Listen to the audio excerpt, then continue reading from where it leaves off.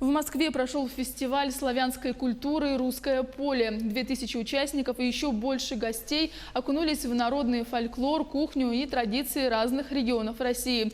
На этом празднике была представлена и Якутия. Что привезли наши мастера и какие рекорды были установлены во время фестиваля, рассказывает наш корреспондент Максим Кардозу.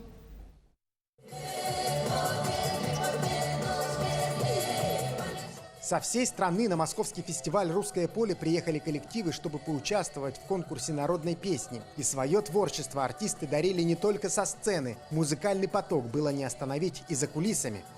Кричит Маша, ты моя, кричит Маша, ты моя, ты моя, ты моя, ты моя, ты моя.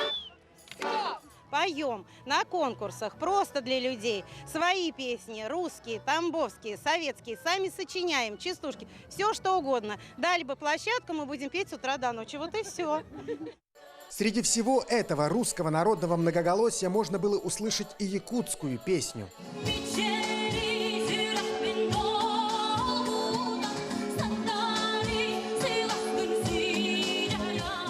На самом деле очень большое масштабное мероприятие, и здорово, что Якутия участвует в нем.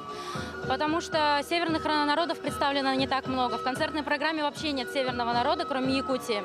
Это, конечно, очень здорово, что мы, можно сказать, представляем весь север России.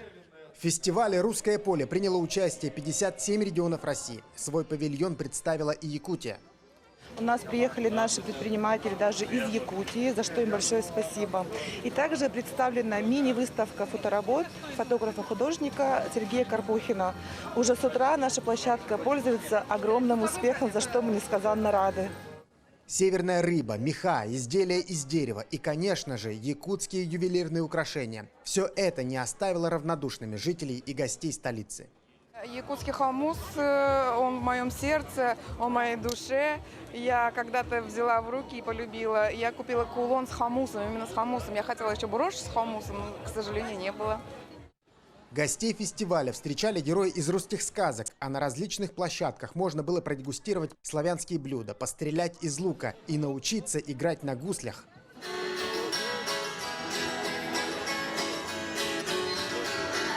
Организаторы фестиваля обещали много рекордов. Один из них – это стена с граффити. Вот она. Ее разрисовывают 10 художников, а площадь 120 квадратных метров. Все картины должны отображать различные федеральные округа нашей страны. И мы идем искать, конечно же, дальневосточный.